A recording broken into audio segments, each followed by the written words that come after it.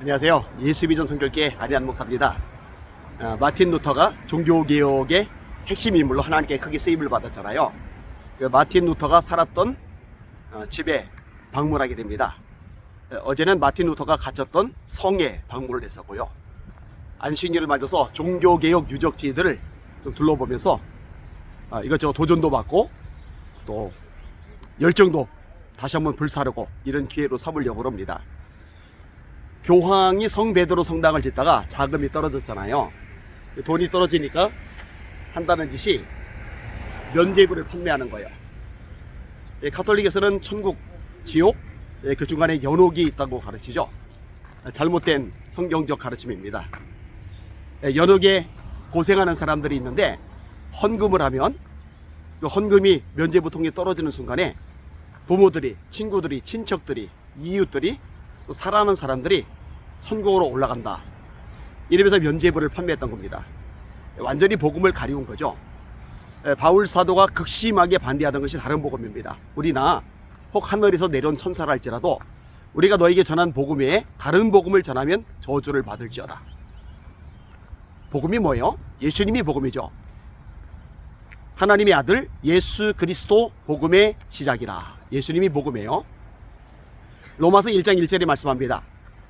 예수 그리스도의 종 바울은 사도로 부르심을 받아 하나님의 복음을 위하여 택정함을 입었으니 이 복음은, 복음이 뭐냐? 이 복음은 하나님이 선지자들로 말미암아 그의 아들에 관하여 성경에 미리 약속하신 것이라. 그의 아들에 관하여 말하면 육신으로는 다윗의 힐을 통해서 나셨고 성결의 영으로는 죽은 자들 가운데서 부활하여 하나님의 아들로 선포되셨으니 곧 우리 주 예수 그리스도시리라. 예수님이 복음이에요. 바울은 예수님을 부끄러워하지 않죠. 복음을 자랑스러워하죠. 로마서 1장 16절 내가 복음을 부끄러워하지 아니하노니 이 복음은 모든 믿는 자에게 구원을 주시는 하나님의 능력이 됨이리라. 첫째는 유대인에게요 또한 헬라인에게로다. 이 복음에는 하나님의 의가 나타나서 믿음으로 믿음에 이르게 하나니 기록된 바 의인은 믿음으로 말미암아 살리라 한 것 같으니라. 바울은 이 복음을 위해서 자기 목숨을 걸죠. 보라, 이제는 성령에 매여 예루살렘으로 가는데 거기서 무슨 일을 만나는지 알지 못하노라. 오직 성령이 각성해서 내게 증언하시기를 결박과 환난이 나를 기다린다 하시나 주 예수께 받은 사명 또 하나님의 은혜의 복음 증언하는 일을 마치려면 나의 생명을 조금도 귀한 것으로 여기지 아니하노라.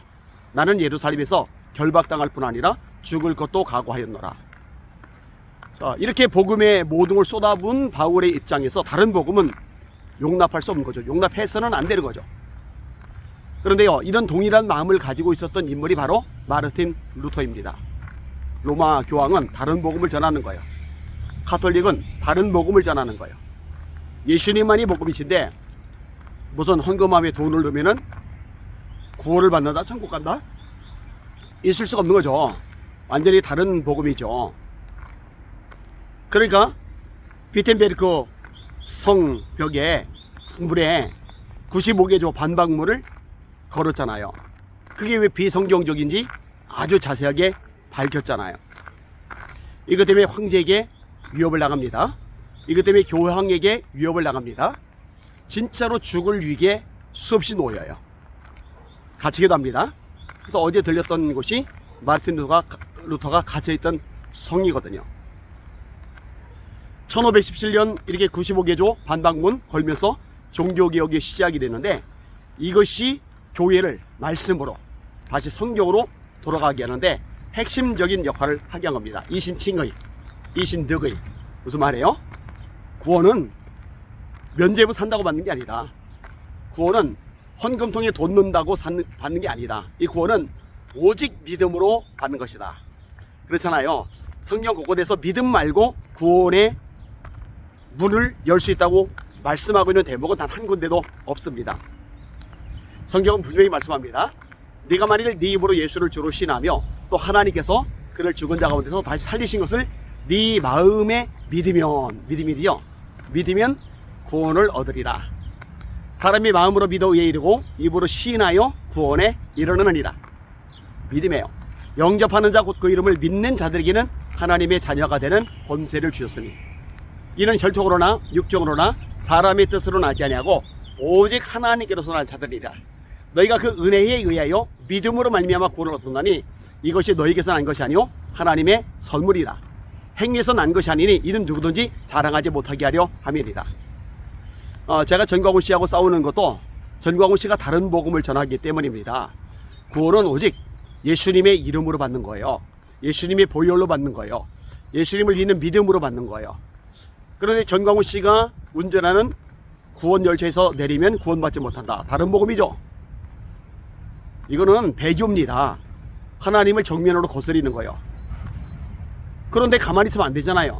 마틴 루터처럼 들고 일어나야죠. 목소리를 내야죠. 싸워야죠. 물론 전광훈 씨의 세력과 힘은 그 당시 로마 교황청과는 비교가 안 돼요. 어디 교황하고 비교가 되겠습니까? 그렇지만 악한 영향력 미치는 거 사실이고, 또 수많은 것을 망가뜨리는 거 사실이고, 한국계 이미 추락시키는 거 사실이고, 다른 복음을 전하는 거 사실이잖아요. 그러면은 모르면 모를까 알면서 내버려 둘 수는 없는 거예요. 선교카드 만들라고 계속 얘기하잖아요. 만들지 않으면 생명책에서 이름을 지워버릴 것이라고. 생명책에 이름이 기록되는 것은 예수님 때문이거든요. 그런데 선교카드 안 만들면 생명책에서 지워버리겠다. 이거 다른 복음이죠. 이런 식의 망발을 너무나 쉽게 일삼는데, 이것을 내버려두고 방치하는 것은 양심상 용납이 되지를 않는 겁니다. 하여튼 마틴 루터가 종교개혁을 일으켰고, 그 루터가 같이 했던 성을 방문했고, 그 루터가 살았던 이제 집을 방문하게 될 텐데, 마음속에 열정이 더 불타올라요. 전광훈 씨의 세력이 무너질 때까지 하나님을 거역하고 하나님의 이름을 훼손하고 하나님의 자리를 침탈하는 이 전광훈과 그 세력들이 무너질 때까지 더 목소리를 내고 외쳐야 되겠다, 이런 마음을 하게 됩니다. 사랑하는 시청자 여러분, 기도 많이 해주시고 제가 성령으로 충만하도록, 변질되거나 타협하지 않도록 기도해 주시길 바랍니다. 날마다 주님 바라보고 주님의 이름으로 전진하며 승리합시다. 오늘도 화이팅입니다. 할렐루야.